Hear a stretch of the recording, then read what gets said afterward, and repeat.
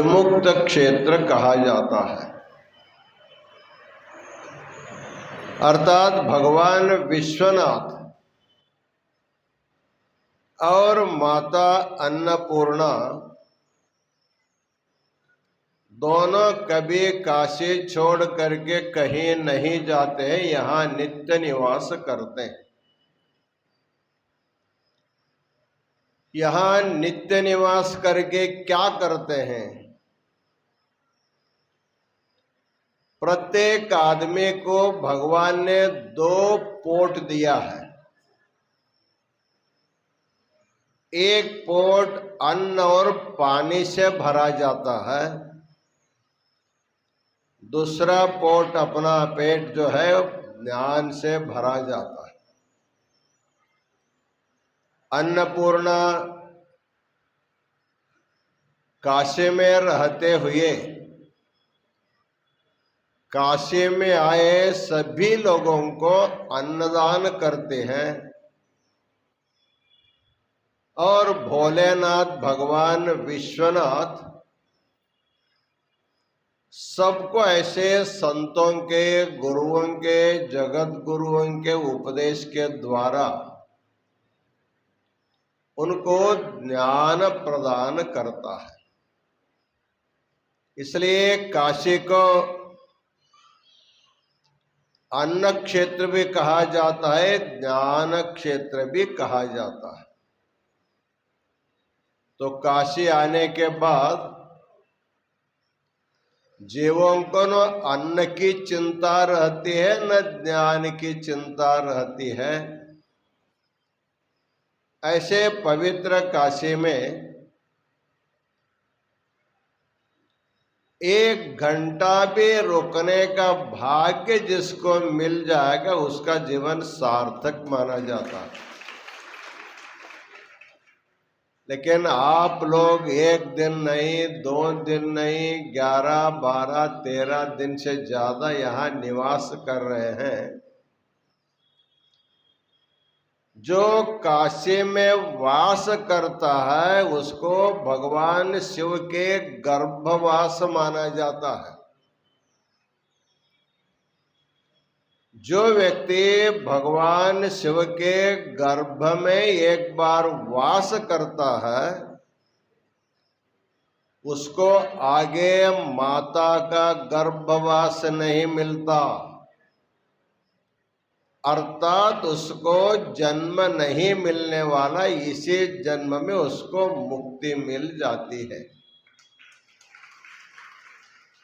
इसलिए पूरा दुनिया से, पूरे प्रपंच के सभी देशों से भक्तगण भारत आते हैं तो सबसे पहले काशी आते हैं, क्योंकि काशी भू कैलाश है। जहां भगवान शिव का नित्य निवास होता उसका नाम कैलाश है। काशी में भगवान विश्वनाथ का नित्य निवास होने के कारण काशी को भू कैलाश कहा गया है। आप लोग अभी कहाँ हैं? तुम्ही सगळे आता कुठे आहात? आप सब लोग कैलाश में हैं। काशी ही कैलाश है, तो काशी में वास करने का मतलब कैलाश में वास करना है। ऐसे कैलाश में बैठ करके भगवान शिव की वाणी सुनने का सौभाग्य आपको जब मिला है उसका एक ही कारण है, आप सब लोग गुरु भक्त हैं। गुरु के द्वारा दीक्षा लिया है, गुरु को साक्षात शिव के जैसे मानते हैं। अभी अभी हमारे विद्वान कमलेश झा जी ने कहा आप लोग भगवान का भी दर्शन करते हैं, गुरु का भी दर्शन करते, क्या फर्क है? मंदिर में जाकर के विश्वनाथ का भी दर्शन करते हैं, ज्ञानपीठ में आकर के जगत गुरु का भी दर्शन करते, दोनों के दर्शन में क्या फर्क है? वहां भगवान का दर्शन होता है, यहां भी गुरु का दर्शन होता है। फर्क कितना है, भगवान विश्वनाथ आपके साथ बोलता नहीं है, गुरु अथवा जगत गुरु आपके साथ बोलते हैं, इसलिए बोलचाल का गुरुदेव मंदिर उसको गुरु कहा जाता है। ऐसे उस गुरु के शिष्य आप लोग होने के कारण आपको कैलाश में वास करने का भाग्य मिला है। तो काशी जगत गुरु महास्वामी जी का श्रावण मास अनुष्ठान कभी कभी विविध प्रांतों के गांव में होते हैं, लेकिन इस बार हम कहीं का आमंत्रण न स्वीकारते हुए काशी आए हैं, इसलिए आपको गुरु का, जगत गुरु का, भगवान का दर्शन करने का जो पवित्र समय आप लोगों को प्राप्त हुआ है, इस पवित्र श्रावण मास का पहला सोमवार है और आज नाग पंचमी है। भगवान शिव को हम लोग नाग भूषण कहते हैं। भगवान का अलंकार क्या है? नाग है, नागभूषण है। और भगवान विष्णु भी नाग पर प्रेम का तो नाग शयन है। तो चाहे शिव भक्त हो, चाहे विष्णु भक्त हो, सबके लिए आराध्य नाग माना जाता है। इसलिए आज के दिन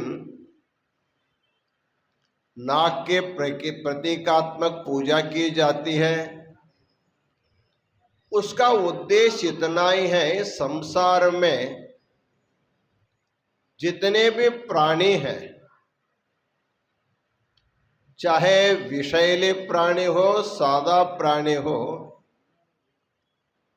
ये सभी प्राणी भगवान का ही अंश है। ममैवांशो जीवलोके जीवभूत सनातनः तदंशो जीवनामकः अंशो नाना व्यपदेशात्। इन सूत्र स्मृति आगम के प्रमाणों के द्वारा सिद्ध होता है, संसार में जन्मे हुए सभी जीव, हम आप सब लोग भगवान शिव के ही अंश है।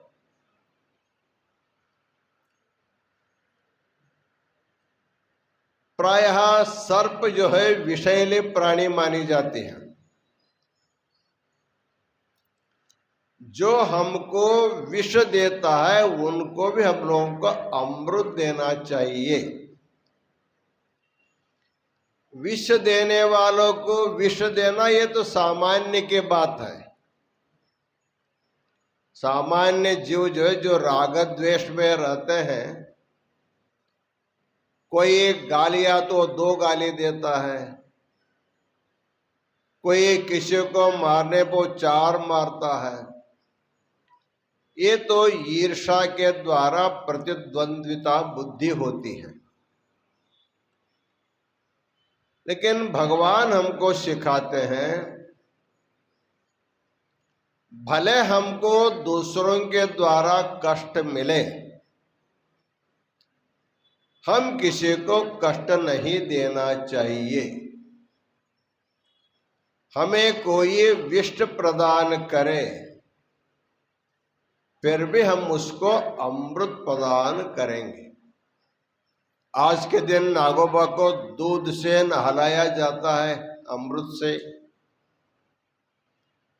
उसका यही संदेश है, किसी के साथ द्वेष मत करना,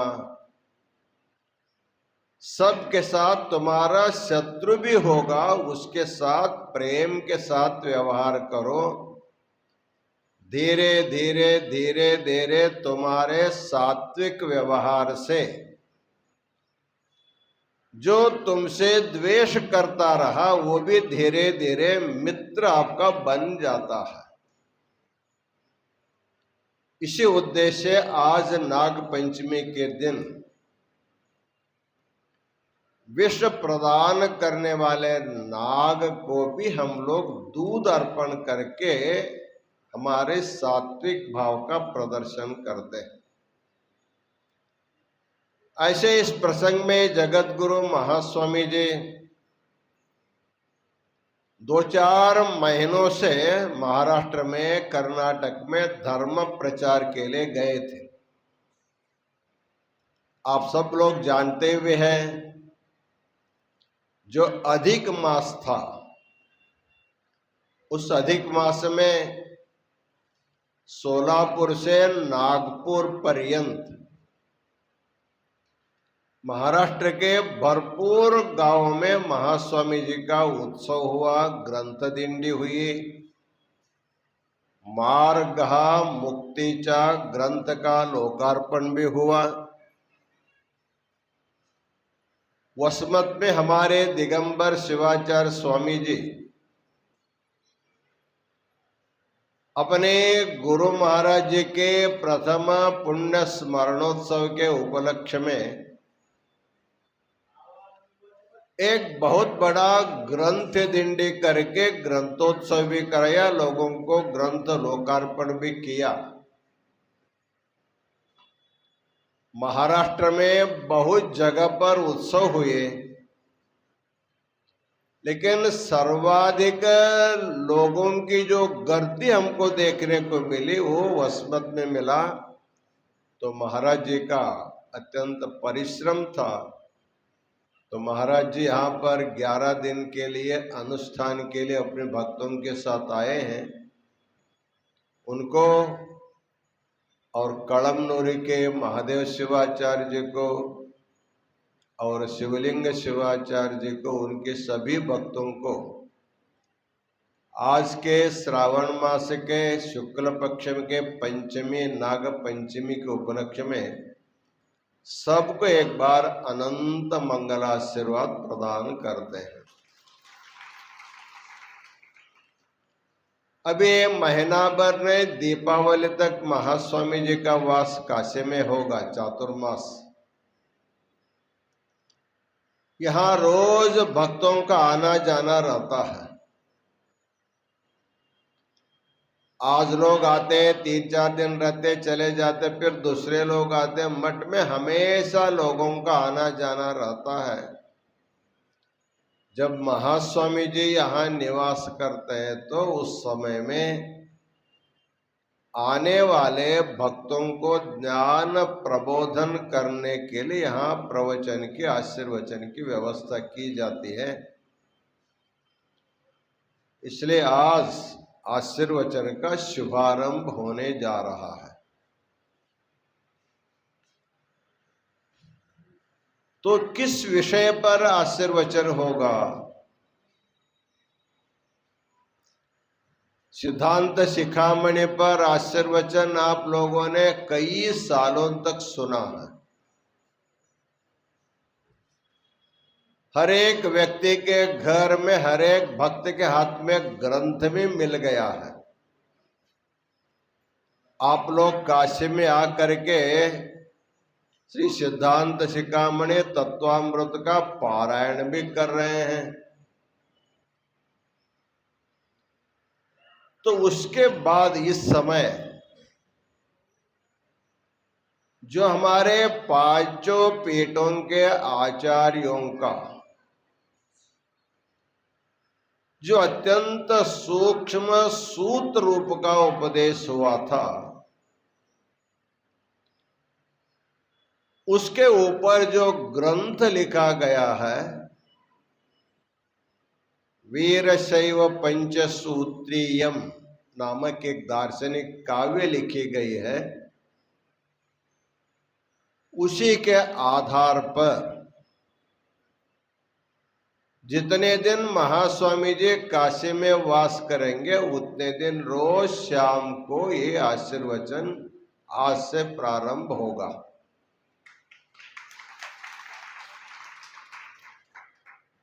तो हमारे सुनने वाले भक्त जितने सामने रहते उतने अपने अपने गांव में बैठ करके इसको सुनते, ऐसी व्यवस्था है।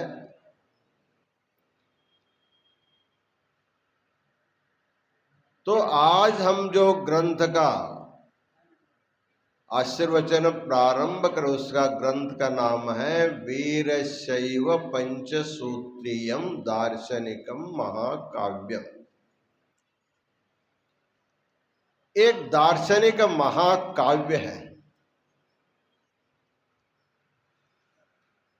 प्रायः संस्कृत भाषा में जितने भी शास्त्र है, उन सभी शास्त्रों को पद्य रूप में, काव्य के रूप में प्रतिपादन करने की पद्धति अत्यंत प्राचीन काल से आई हुई है। जैसे रामायण है, महाभारत है। महाभारत में उपदिष्ट भगवत गीता है, भागवत ग्रंथ है। एक नहीं दो न आगम साहित्य है। ये सभी साहित्य पद्य में लिखा गया है। हमारे जो श्री सिद्धांत शिखामणि वो भी पद्य में है, अनुष्टुप छंद में ही है।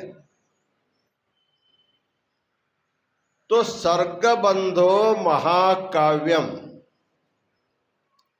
तत्रैको नायक सुरः, काव्य का लक्षण बताते हैं। सर्गबंधो महाकाव्यम तत्रैको नायकः सुरः। अनेक सर्गों में जो विषय का प्रतिपादन किया जाता उसका नाम है काव्य, महाकाव्य।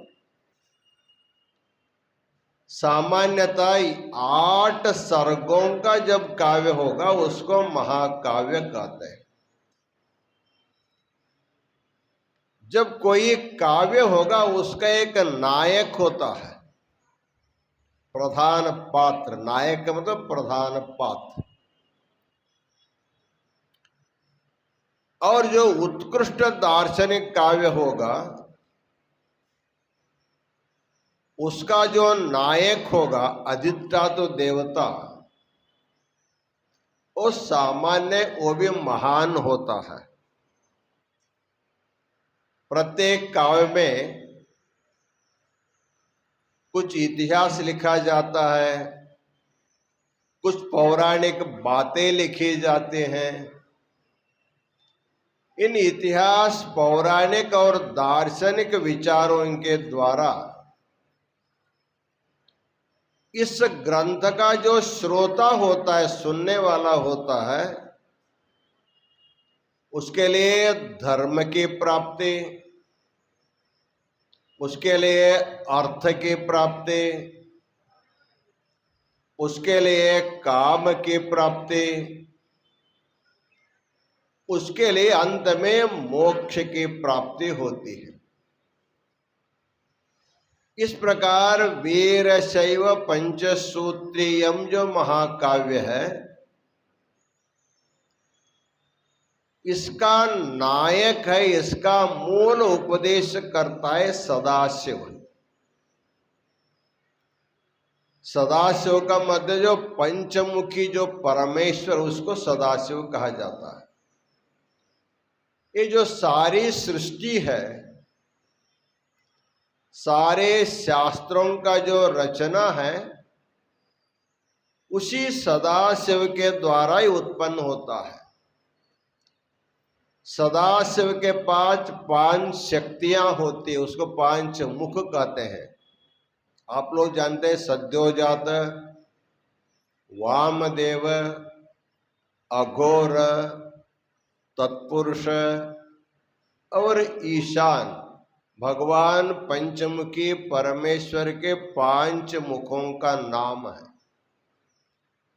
ये मुख शब्द जो एक पौराणिक है, उसको दर्शन शास्त्र में उसको शक्ति कहा जाता है। भगवान के पास 5 शक्तियां हैं। तो 5 शक्तियां कौन सी? पहला है जगत के उत्पादन करने की शक्ति, सृष्टि शक्ति। दूसरा है जगत में रहने वाले सभी प्राणियों की रक्षा करने की शक्ति। जिस जिस प्राणियों के प्रारब्ध कर्म समाप्त हो जाता है, जिसका आयु की सीमा पूर्ण हो जाती है, उसको मृत्यु के द्वारा संहार करने की शक्ति तीसरी शक्ति है। यदि कोई बड़ा अपराध करता है, उसको विविध दंड दे करके निग्रह करने की शक्ति। अंत में भगवान में श्रद्धा से जो समर्पित हो जाता है, उसको अनुग्रह करने की शक्ति। इस प्रकार सृष्टि शक्ति, पालना शक्ति, संहार शक्ति, निग्रह शक्ति और अनुग्रह शक्ति, इन 5 शक्तियों के द्वारा इस प्रपंच में जो सार्वभौम है, अर्थात उसके ऊपर कोई नहीं, सभी प्रपंच उनके अधीन है। जितने भी देवी देवता है सब उसी के अधीन होते हैं। ऐसे जो महान शक्ति है उसको कहता सदाशिव। हमारा ये जो महाकाव्य है वीरशैव पंचसूत्रीयम, जो महाकाव्य है, इसका महान नायक है सदाशिव।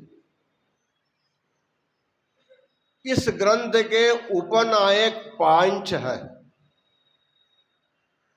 अर्थात उस सदाशिव के 5 मुखों से जो प्रकट हुए, जो पंचाचार्य है,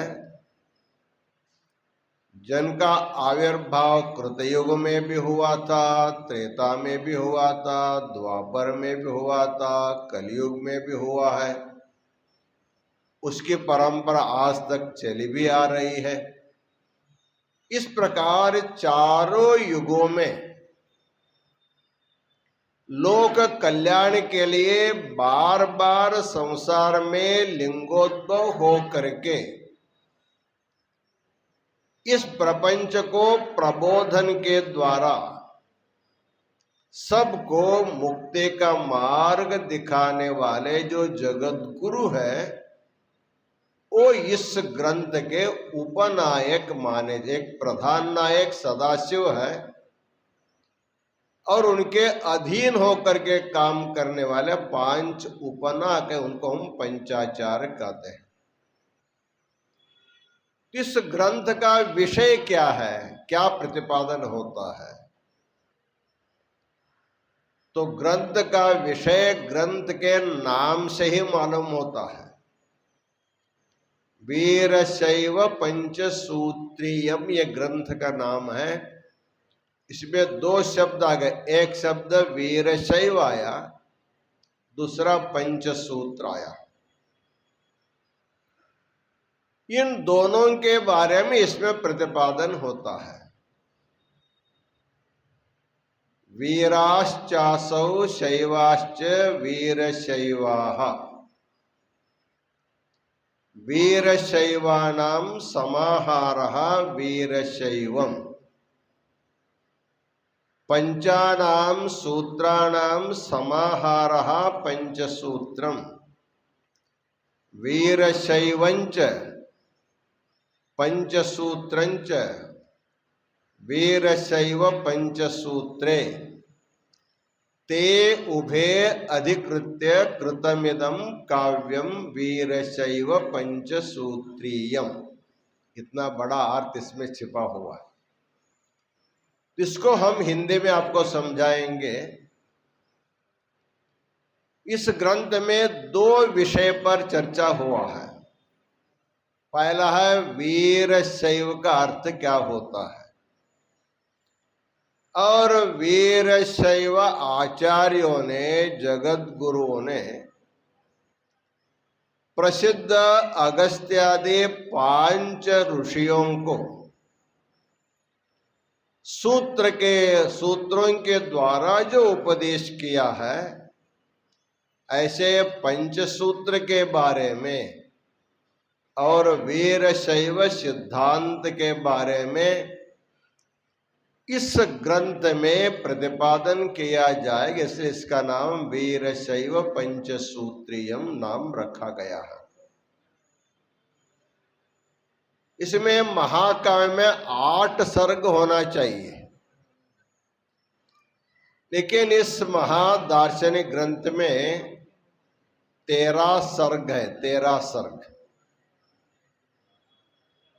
पहला सर्ग में संपूर्ण ग्रंथ में क्या प्रतिपादन करने वाले उसका सार रूप से उद्देश्य सर्ग का नाम से लिखा गया है। उसके बाद दूसरा अध्याय में कृतयुग में जगत गुरु पंचाचार्यों प्राकट्य कैसे हुआ, उनको अनादि जगत गुरु सदाशिव के द्वारा दीक्षा कैसे प्राप्त हो गई, और सदाशिव ने अपना जगत गुरुत्वाधिकार 5 आचार्यों को कैसे प्रदान किया। ये सारे विषय दूसरा सर्ग में आता है। तीसरा सर्ग में जब यही आचार्य त्रेता युग में प्रकट हो जाते हैं, उस समय कृतयुग में देवताओं को उपदेश दिया, त्रेता युग में यक्ष रक्ष गंधर्व किन्नरों को दीक्षा दे करके पंचाक्षरी महामंत्र में आने वाले एक एक अक्षर का अर्थ, न का अर्थ क्या होता है, म का अर्थ क्या होता है, सी का अर्थ क्या होता है, वा का अर्थ क्या होता है, य का अर्थ क्या होता है, पांचों मिलाने के बाद क्या अर्थ होता है, इसको मंत्र के अक्षराक्षर का महत्व तीसरे अध्याय में बताया गया है। जब चौथा अध्याय आता तो द्वापर युग प्रारंभ होता है। चौथा, पांचवा, छठा, सता, 8वां पर्यंत जो 5 अध्याय आते हैं, इनमें द्वापर युग के पंचाचार्य एक एक ऋषियों को एक एक सूत्र का जो उपदेश दिया है, वो 5 अध्याय में उसका विस्तार से बताया जाता है। फिर बाद में 5 अध्याय आता है, वो कलयुग के आते हैं।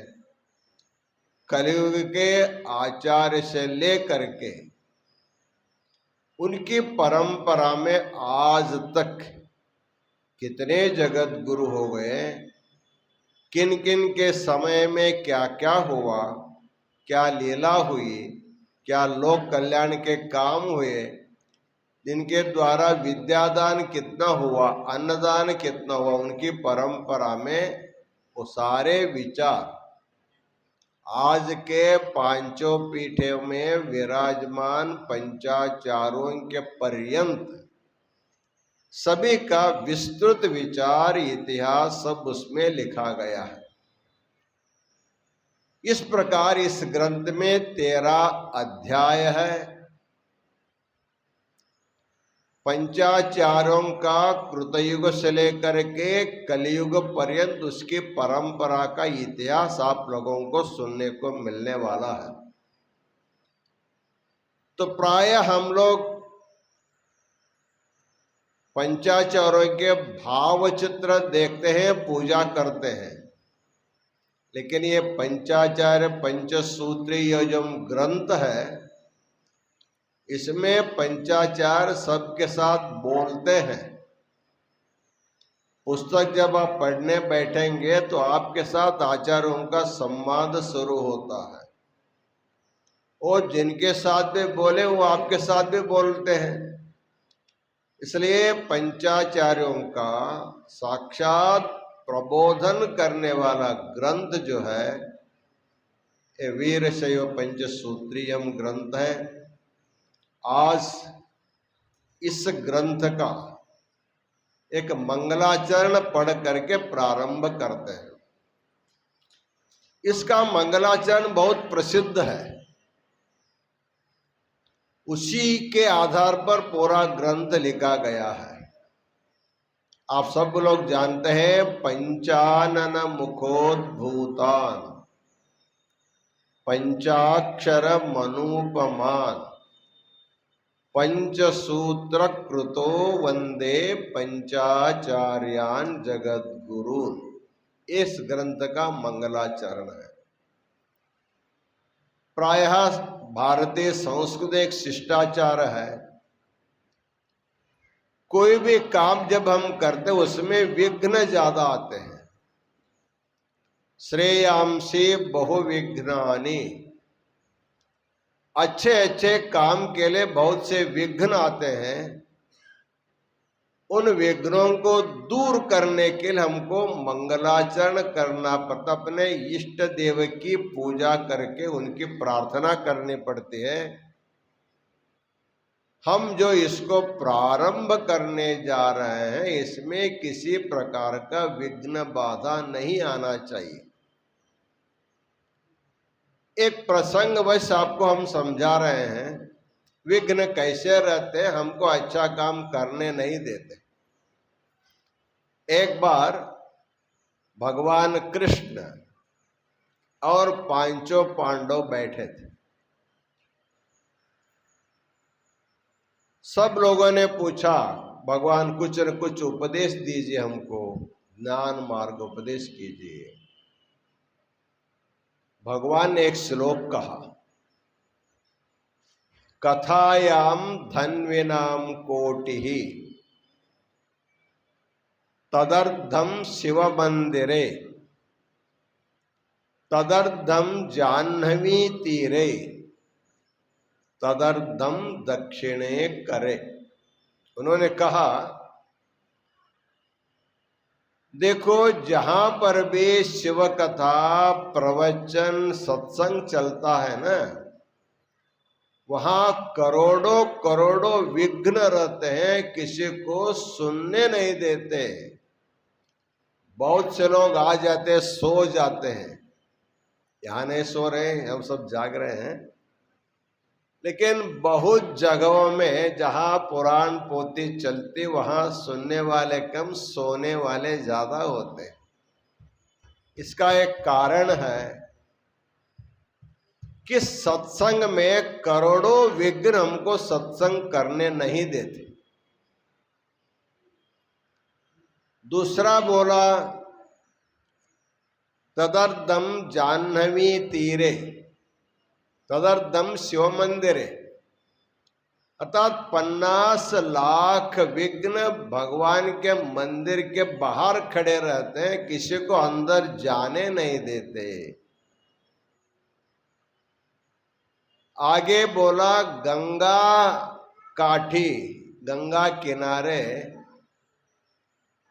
25 लाख विघ्न होते हैं, हमको गंगा स्नान करने नहीं देते। आगे कहा प्रत्येक व्यक्ति के दाहिने हाथ में 12.5 लाख विघ्न होते हैं, किसी को कुछ देने नहीं देते। ऐसे भगवान ने बोल करके बैठ गया। तब वह सब लोगों ने हाँ ऐसे मुंडी हिला दिया,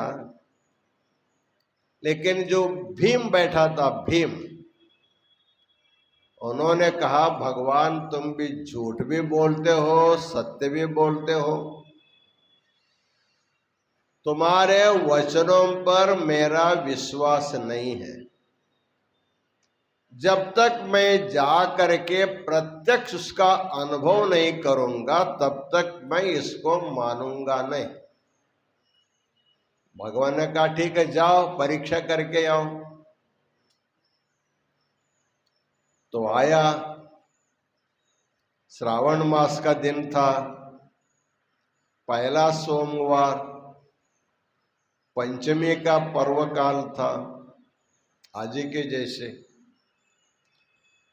काशी के पवित्र जंगमवाड़ी मठ में प्रवचन शुरू था, वहां आकर के गेट पर खड़ा हो गया भीम गदा लेकर। मठ में कथा सुनने के लिए जाने वालों को जो रोकता उसको मार देंगे, ऐसे खड़ा होकर के उधर खड़ा हो गए। और वहां आने वालों को कोई रोकता नहीं था, गेटमैन भी छोड़ता रहा, किसी को रोका नहीं। तब जो है भीमसेन ने कहा रे भगवान का पहला वाक्य झूठ निकला, क्योंकि कथा सुनने वालों को रोकने वाले करोड़ों लोग होते हैं, आपने अंदर नहीं जाने दे, तो यहां तो कोई विघ्न नहीं किया। उसके बाद सीधा विश्वनाथ मंदिर गया, वहां दरवाजे के सामने खड़ा रहा। लोग हजारों लाखों लोग जा रहे हैं, दर्शन कर रहे हैं। वहां भी कोई मनाही करने वाला नहीं था, विघ्न करने वाला कोई नहीं मिला उनको। उनका ये भी झूठ निकला। फिर गया गंगा किनारे। गंगा किनारे घाटों में उतर उतर करके हजारों लाखों लोग स्नान करते रहे, जाते रहे, आते रहे, जाते रहे, देखता रहा। उन्होंने करे 3 बात जब झूठ है तो चौथा तो झूठ ही होगा, ऐसा सोच करके वापस गया कृष्ण भगवान के पास। भगवान तुम्हारे जैसे झूठ बोलने वाला दुनिया में कोई नहीं है। तुम्हारे 3 ही बातें झूठ हो गई तो मैं चौथा भी झूठ समझ करके आ गया हूं। भगवान ने कहा तुमने कहां कहां परीक्षा किया मेरे वाक्यों का? आपने कहा था जहां कथा प्रवचन सत्संग चलता है वहां करोड़ों विघ्न होते हैं, अंदर नहीं जाने देते, आपने बोला। मैंने अनायास श्रावण मास में काशी जंगमवाड़ी मठ में जगत गुरु जी का प्रवचन चल, तो वहां आकर के मैंने खड़ा हुआ। हजारों लोग आ रहे हैं, बैठ रहे, सुन रहे, कोई किसी को व्यवधान नहीं करता, आने में कोई मना नहीं कर रहा था, इसलिए तुम्हारा बात छूट हो गया। भगवान ने कहा तुम काशी गए थे? हाँ गया था। जंगमवाड़ी मठ में गए थे? गया था। प्रवचन सुन रहा था, लोग? हाँ सुन रहे थे। तुम खड़े खड़े हो करके बाहर ही चले गए, अंदर जा करके तुमने कहा सुना? सुनने के लिए जाने वालों को देखते रहे, चलो इनके साथ जा करके मैं भी 4 बातें सुनी, ये बुद्धि तुम्हारी नहीं आई, इससे बड़ा विघ्न क्या है? तुमको जाने नहीं दिया। अर्थात करोड़ विघ्न मतलब अपना मन ही विघ्न होता है, सुनने नहीं देता, जाने नहीं देता। हाँ भगवान ये तो ठीक है, मैं गया लेकिन अंदर जाने के विचार नहीं हुआ, जाने वालों को मैं देखता रहा। उसके बाद कहाँ गए? उसके बाद मैं विश्वनाथ मंदिर गया, वहां भी हजारों लोग दर्शन करते थे, भगवान ने सो तुम भी जाकर के दर्शन किया? उन्होंने कहा मैंने दर्शन नहीं किया। अरे हजार हजार लोग दर्शन करने जा रहे, देखने के बाद भी तुमको दर्शन करने की इच्छा नहीं हुई, इससे बड़ा विघ्न क्या हो सकता है? उसके बाद क्या हुआ? उसके बाद बोला मैं गंगा किनारे गया, वहां पर भी लोग स्नान करते रहे। भगवान ने पूछा तुम भी हमको स्नान किया? हजारों किलोमीटर दूर काशी गए और गंगा किनारे खड़े हो करके स्नान करने वालों को देखता रहा, लेकिन स्नान करने की बुद्धि नहीं आए। इससे बड़ा विघ्न क्या हो सकता है? इसलिए विघ्न बाहर का नहीं होता है, बाहर के कम होते, अंदर का बहुत बड़ा विघ्न अपना मन ही हमारा विघ्न होता है। इसलिए प्रत्येक ग्रंथ के शुभारंभ में मंगलाचरण किया जाता है कि हमारा प्रारब्ध कार्य पूर्ण हो जाना चाहिए करके। हम भी जब इस ग्रंथ को लिखना प्रारंभ किया था, हम भी इसी मंगलाचरण को लिखा था। पंचानन मुखोद्भूतान पंचाक्षर मनोपमान पंचसूत्र कृतो वंदे पंचाचार्यान जगद्गुरुन। अर्थात पंचमुखी परमेश्वर के पांच मुखों से जो प्रकट होते हैं, जो पंचाक्षर के न म सी वा य अक्षरों का प्रत्यक्ष रूप जिनको माना जाता है, जिन्होंने अगस्त्यादि पांच ऋषियों को पड्विड़ी वृष्टि लंबन मुक्तागुच्छ पंचवर्ण नामक पंच सूत्रों का उपदेश किया है, ऐसे जगतगुरु पंचाचार्यों को हमारा काम निर्विघ्न पूर्ण होने के लिए मैं भी उनको वंदन करता हूं करके हमने भी इसमें मंगलाचरण किया है। आज के दिन मंगलाचरण से इस कार्यक्रम को हमने शुभारंभ किया। कल से ठीक 8 बजे आप लोग जहां भी जाना जाओ, 8 बजे तक वापस आ जाओ दर्शन गंगा आरती करके। 8 बजे से जितने दिन आप रहेंगे उतने दिन आप सुनो, इसका लाभ आप लोगों को प्राप्त होगा।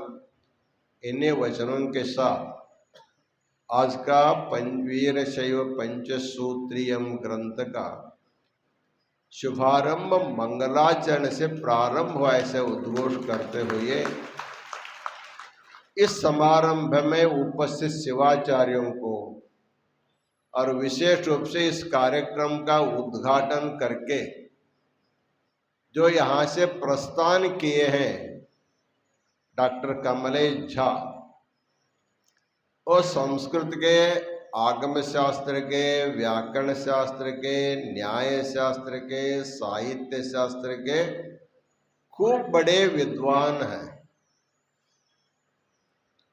जब हमारा अध्ययन संपूर्णानंद संस्कृत विश्वविद्यालय में होता रहा, उस समय वो भी पढ़ने आए थे, हमारे जूनियर थे। पढ़ते पढ़ते बड़ा पंडित बन गए। काशी हिंदू विश्वविद्यालय के धर्मागम विभाग को उन्होंने प्रारंभ किया। इतना नहीं, वीरशैव आगमों को अध्ययन करने के लिए वीरशैव पीठ की स्थापना भी उन्होंने किया।